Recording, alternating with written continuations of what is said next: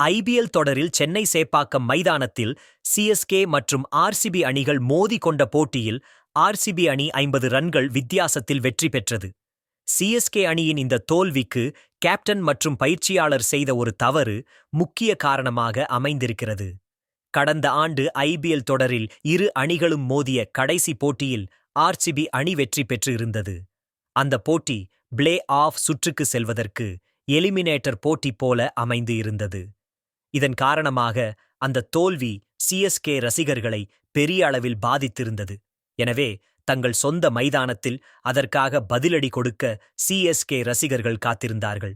IPL தொடருக்கு முன்பாகவே captain Ruturaj எல்லா முடிவுகளையும் எடுப்பதாகவும், தான் களத்தில் ஃபில்டர்கள் சரியான கோணத்தில் இருப்பதை மட்டுமே பார்ப்பதாகவும், முக்கிய முடிவுகளில்தான் தலையிடுவது இல்லை எனவும் சிஎஸ்கே முன்னாள் கேப்டன் தோனி மிகத் தெளிவாக கூறியிருந்தார்.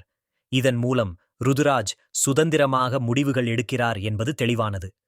இந்த நிலையில் இந்த போட்டிக்கு காயத்தில் இருந்த பதிரனா விளையாடுவதற்கு வாய்ப்பில்லை எனவும், எனவே அவர் விளையாடுவார் என்று எதிர்பார்க்க வேண்டாம் எனவும் போட்டிக்கு முன்பாக சிஎஸ்கே அணியின் தலைமை பயிற்சியாளர் பிளமிங் தெரிவித்திருந்தார்.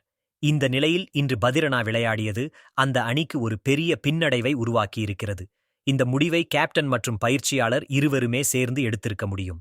ருதுராஜ் பிளமிங் செய்த பெரிய தவறு என்னன்னு பாத்தீங்கன்னா, இன்றைக்கு ஆர்சிபி அணிக்கு எதிரான போட்டியில் வேக பந்துவீச்சாளர் நாதன் எல்லீஸ் இடத்தில் பதிரனா இடம் பெற்றார். நாதன் எல்லீஸ் பவர் பிளேவில் குறைந்தது 2 ஓவர்கள் பந்து வீசும் நிலையில் இருக்கக்கூடியவர்.